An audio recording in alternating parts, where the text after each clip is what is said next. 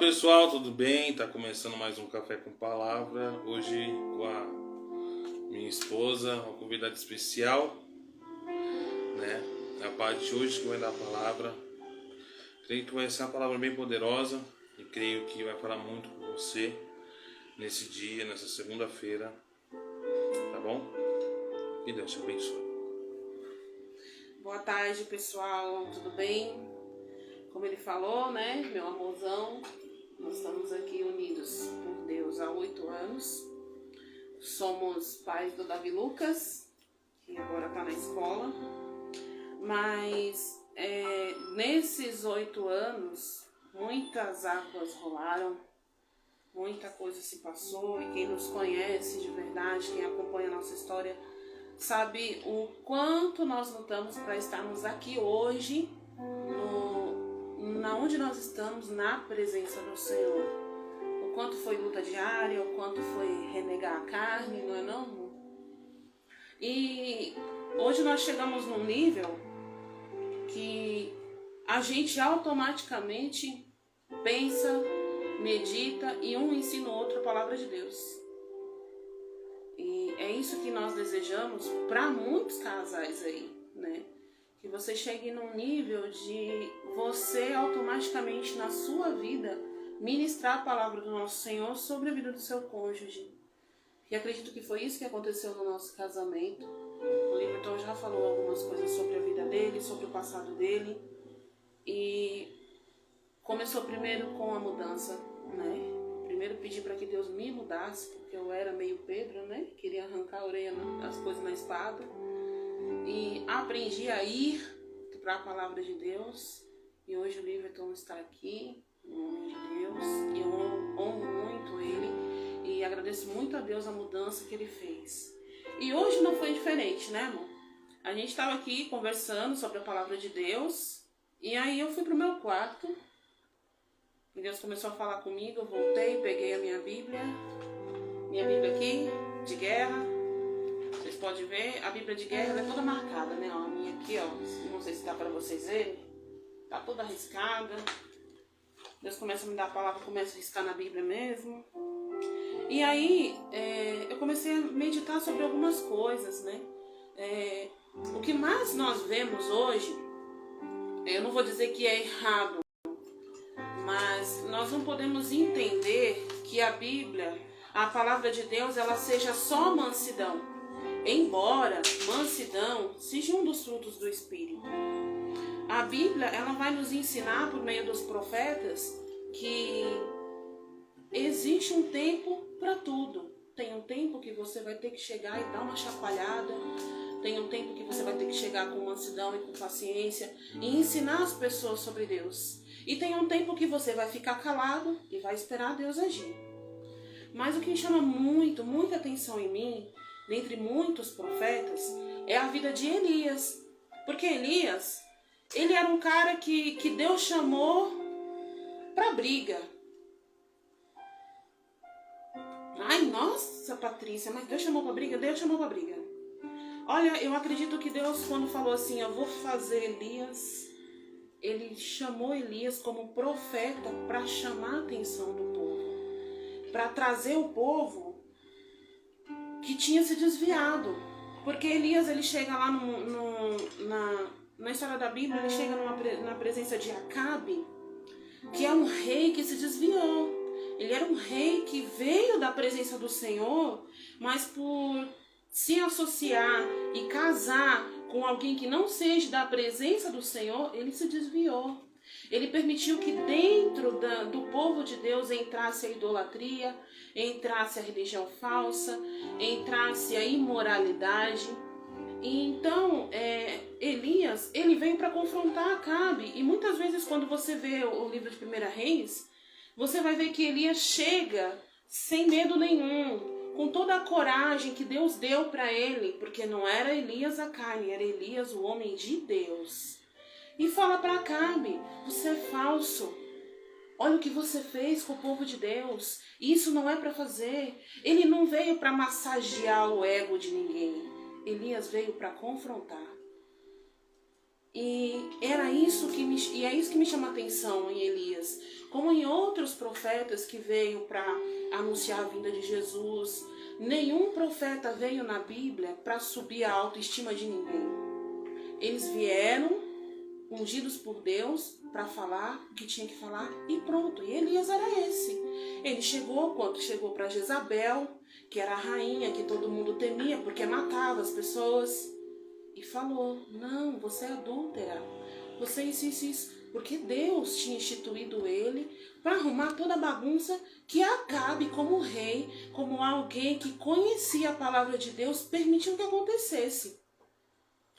E aí no livro de 1 Reis, capítulo 18, começa contando que mais uma vez Elias ele se pronuncia em frente a Acabe.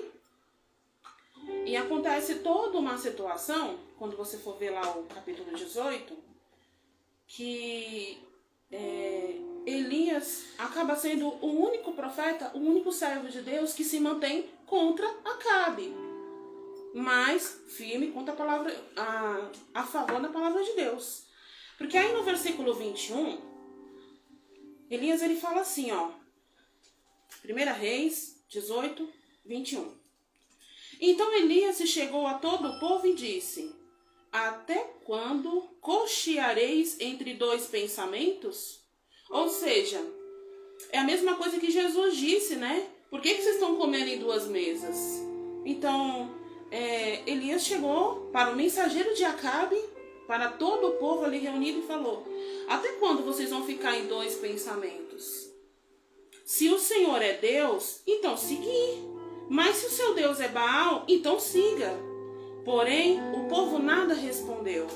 Veja, Elias, ele não foi o mansinho, o amorosinho, oh meu bem, não é assim que tem que fazer. É lógico que tem momentos que a gente precisa ser assim. Paulo diz na sua palavra que para os hebreus ele era hebreu, para os sem fé ele era sem fé, porque a gente tem que ser adaptável. Mas a situação deixou bem claro que Elias tinha que ser firme. Então ele falou assim: por que vocês estão fazendo isso? Dois pensamentos. Se o Senhor Deus, Jeová, é o Deus verdadeiro, então vai lá e segue ele. Se vocês acham que Baal é o Deus verdadeiro, siga ele, mas não fiquem em dois pensamentos. A indecisão nunca chamou a atenção de Deus. Presta bem atenção. Então, disse Elias ao povo: só eu fiquei dos profetas do Senhor. E os profetas de Baal são 450 homens. Olha o que Deus está falando aqui conosco. Elias chegou numa posição de que, por ser fiel a Deus, ele era o único contra 450. Vai ter momentos na sua vida que você, se deixar ser guiado pela palavra de Deus, vai pensar estar em desvantagem. Porque muitos vão estar ali te criticando, te falando: olha, ei, mas quem você pensa que é? Jogando o seu passado na sua cara. E aí você vai falar: meu Deus, tanta gente contra mim e só eu a favor do Senhor. E aí, o que você vai fazer? Vamos fazer que nem Elias, né? Aí o relato vem dizendo, a partir do versículo 23, que Elias falou assim: beleza, é só eu? Falando com as minhas palavras, né? Então vamos fazer o seguinte: eu proponho para vocês um desafio. Vocês vão pegar, vão erguer um altar, colocar lenha, fazer um altar bonitinho para Baal. Eu vou escolher um novilho para vocês. Vocês vão preparar, eu vou preparar um novilho e entregar para vocês, para que vocês façam a oferta. Da mesma forma vocês vão fazer comigo. Eu vou erguer um altar e vocês me entregam um novilho, ou é entregado um novilho a mim, eu preparo ele e a gente faz uma oferta.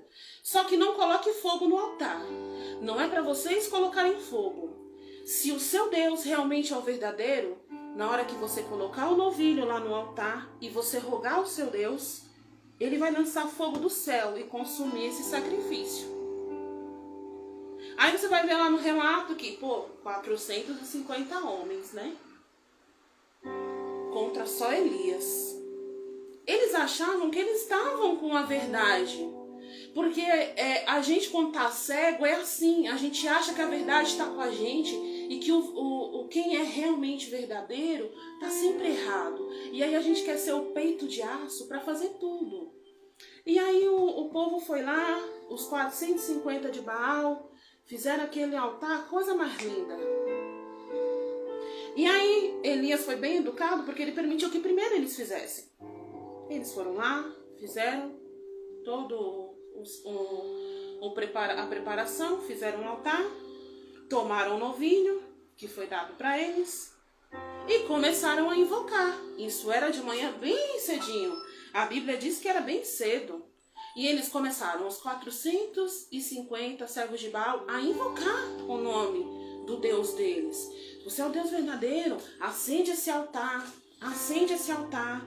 Versículo 26. Tomaram o novilho que lhe fora dado, prepararam-no e invocaram o nome de Baal, desde de manhã até o meio-dia, dizendo: Ah, Baal, responde-nos. Porém, não havia uma voz que respondesse. E manquejando, se movimentaram ao redor do altar que tinha feito. Gente, eles até dançaram em volta do altar. Aí o versículo 27... em diante vai falar que até derramaram sangue sobre o altar. E nada aconteceu. Versículo 29 diz: porém, não houve voz e nem sequer alguma resposta. Aí eles ficaram, digamos, 6 da manhã até meio-dia, durante 6 horas, 450 pessoas rogando, para mostrar que Baal era o Deus verdadeiro, para mostrar que o profeta de Deus estava ali para ser envergonhado. E só Elias ali. Aí sabe o que o versículo 27 diz?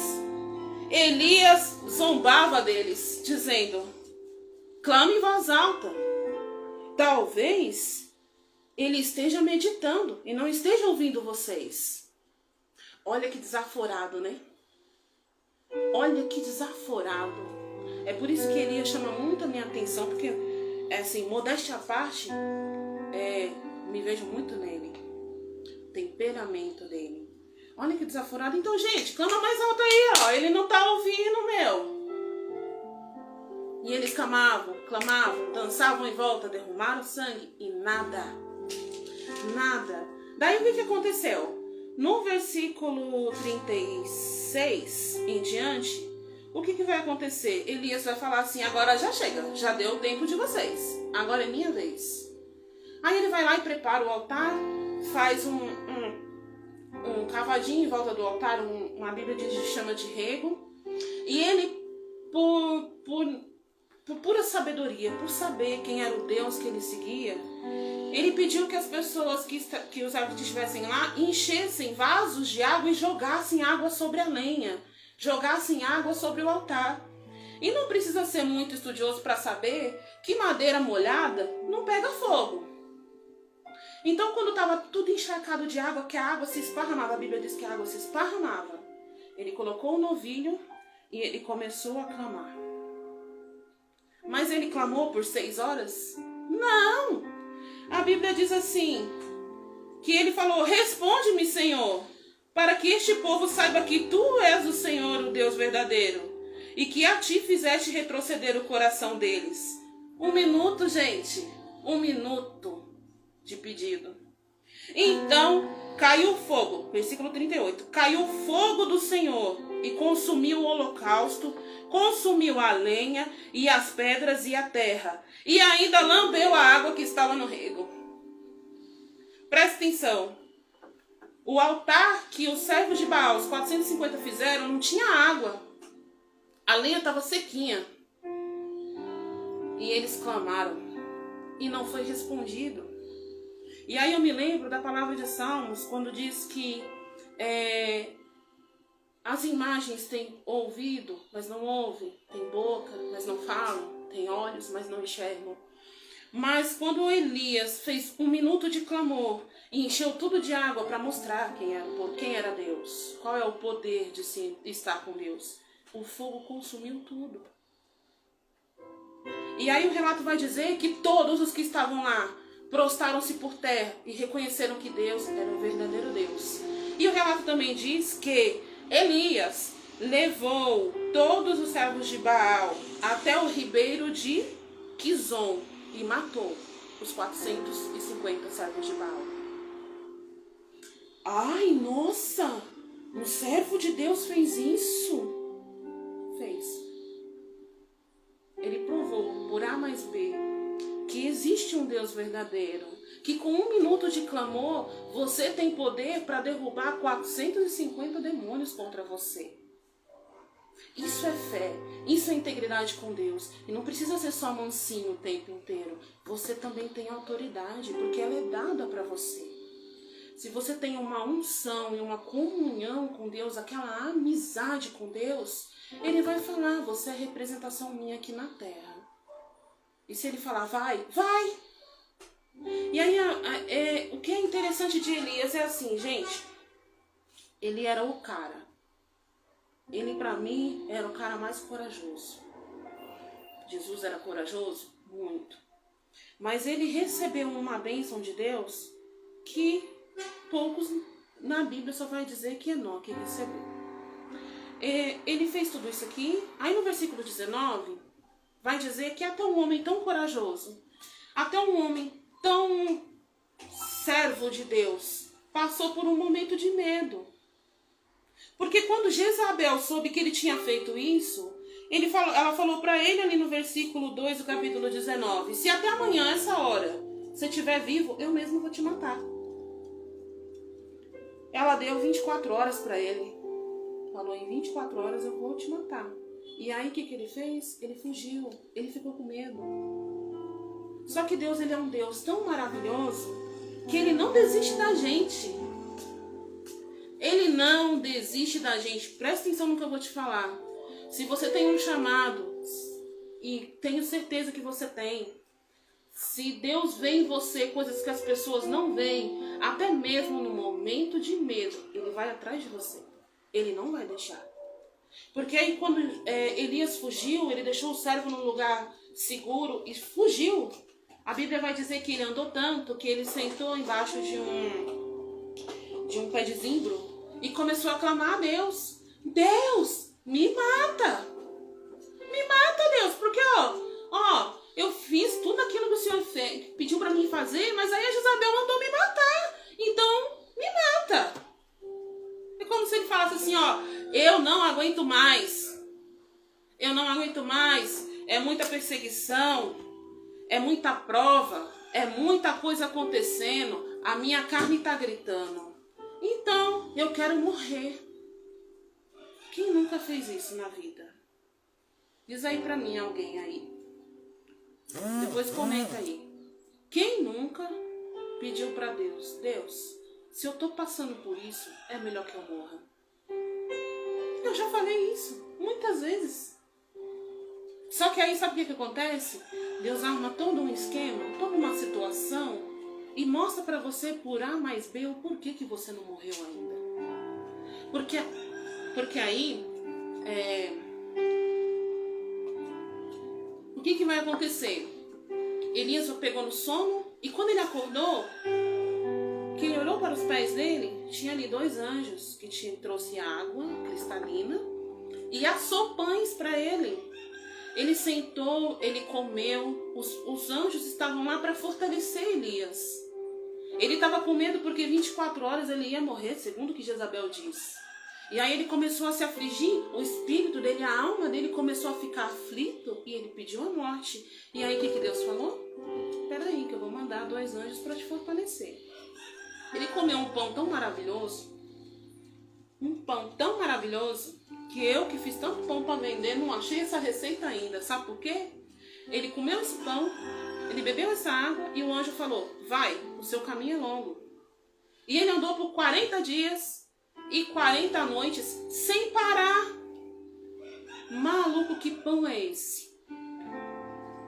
É o pão da vida. É aquele pão que Deus mostra para você quando você quer parar, que você não tem que parar. E aí a Bíblia vai dizer que na 40ª noite ele vai e entra numa caverna. Opa, ficou com medo de novo, vou deitar deitar aqui, vou descansar. Só que Deus falou para ele, não é aí não. A Bíblia vai dizer ali, ó, no versículo 9, ali entrou numa caverna onde passou a noite, e eis que veio a palavra do Senhor. Outras versões vão dizer, eis que veio a voz de Deus. E algumas versões que eu já li diz que veio a presença do Senhor. E disse, o que você está fazendo aí? Sai da caverna. Elias foi um cara que não tinha medo. Mas quando passou por uma situação que para ele era demais, ele teve medo e o medo quase parou ele. Mas você não vai ler na Bíblia, se você pegar aqui, ler, reler, você não vai ver algum relato dizendo assim, Deus desistiu de Elias. Elias ficou com medo e Deus falou, Elias, essa peleja não é pra tu não. Vá-se embora, vá-se embora. Não. Deus não desistiu dele. Deus mandou anjos, os anjos fizeram pão, trouxeram água, fortaleceram ele andou. Aí quando os anjos não resolveram tudo que tinha que resolver, porque Elias insistiu em entrar na caverna, o próprio Deus foi lá e falou, sai. Deus não falou, amorzinho da minha vida, não fique aí que não é o seu momento. Não, ele falou, sai. Olha, eu sou mãe. Quando meu filho, nosso filho é autista, né? E muitas vezes o Davi tem medo de pessoas. E muitas vezes o Davi passa por momentos de preconceito, né? E nós aqui, nós ensinamos o Davi que ele é perfeito e fantástico aos olhos de Deus. E que isso não tem que deixar ele com medo. Então, uma certa vez, quando ele passou por um momento de preconceito, que ele voltou para casa chorando e parou de falar, sabe o que eu fiz? Eu e o pai dele fomos na Bíblia e mostramos para ele que Davi era um rei corajoso, que ele matou Golias, que ele foi um rei, que ele foi um homem segundo a presença de Deus. Ele teve falhas, mas ele foi corajoso. Ele era o menor da nação, mas salvou a nação. E aí ele levantou e falou, mãe, eu sou Davi, eu matei Golias, mãe, eu sou Davi. E a gente ficou tão feliz, né? Porque ele entendeu que ele é filho de Deus, ele é o Davi, não é ele que tem que ter medo. E hoje o posicionamento dele é diferente. Quando ele tem algum problema, ele já corre, mãe, pai. Temos que entender o seguinte, até os homens de maior fé passaram por momentos de medo, mas nunca você vai ver na Bíblia que Deus abandonou. Então, se nunca você viu na Bíblia que Deus abandonou Elias, que Deus abandonou até Jesus, porque tem gente que fala, nossa, mas Jesus foi abandonado porque estava na cruz, ele veio por um propósito, morreu por um propósito e foi por você. Se você viu que em nenhum momento Deus abandonou ninguém da Bíblia, por que ele vai abandonar você? Só se você deixar. Porque Deus não é intruso para entrar num coração que não é convidado. Ele é educado. E se você der espaço para ele, ele vai usar você como usou Elias, como usou Jeremias, como usou Isaías, como usou todos os profetas da Bíblia. E você? Você está disposto? Você tem coragem para isso? Sabe por quê? A Bíblia vai dizer que Jezabel falou que ia matar Elias. E ele ficou com medo. E Deus fez toda a preparação e cuidou. Acolheu ele. E falou, cara, sai da caverna. É tipo, dá um chacoalhão, mano. Acorda pra vida, meu irmão. E ele acordou. E ele continuou o ministério dele. Aí passou 24 horas, ele não morreu. Passou 1 ano, ele não morreu. Passou 3 anos, ele não morreu. A Bíblia vai dizer que ele nunca morreu. Ele foi transladado para o céu sem nunca experimentar a morte. E a Bíblia só vai falar que, tirando Elias, a única pessoa que experimentou essa mesma experiência foi Enoque, que o Senhor escolheu retirar.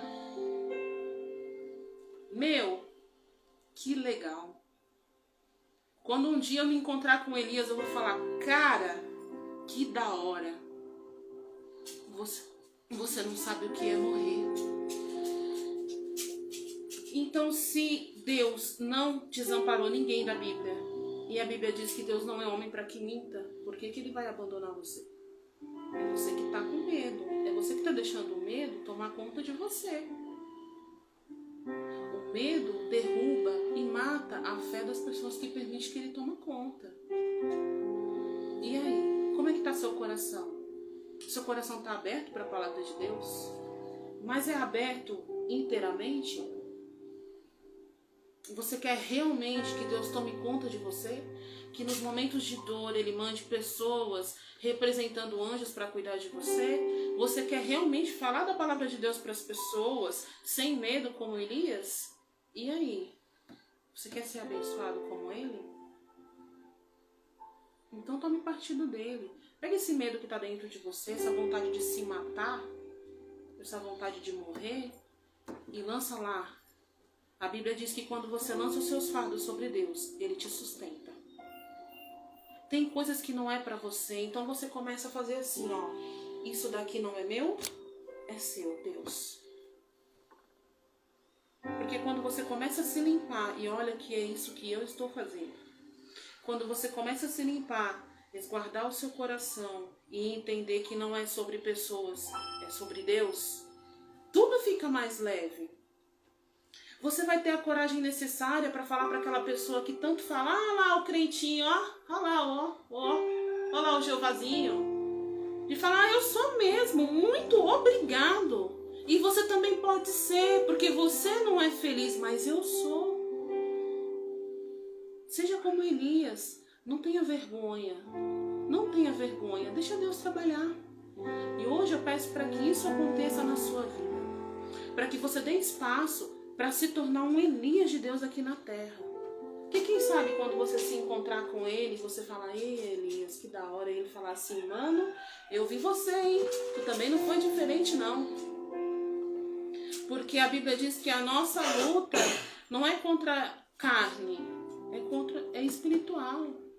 Então você tem que estar disposto, você tem que estar presente na presença de Deus.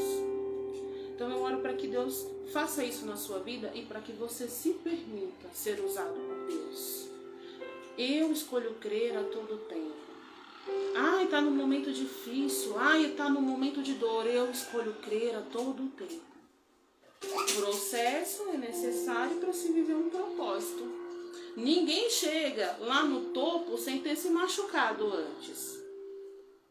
Olha quanta coisa Elias passou. Mas a Bíblia vai dizer que quando ele tentou fraquejar, o Senhor sustentou. Então eu oro para que Deus faça isso com vocês hoje. Muito obrigada, gente. Um beijo, fiquem com Deus. Uau, gente! Que palavra, né? Bom, não só isso, não só ela falando de Elias, mas nós temos que sair da caverna. Porque não adianta ficar na caverna, sendo que Deus tem um propósito para você. Tem um propósito na sua vida. Tem algo para você fora da caverna.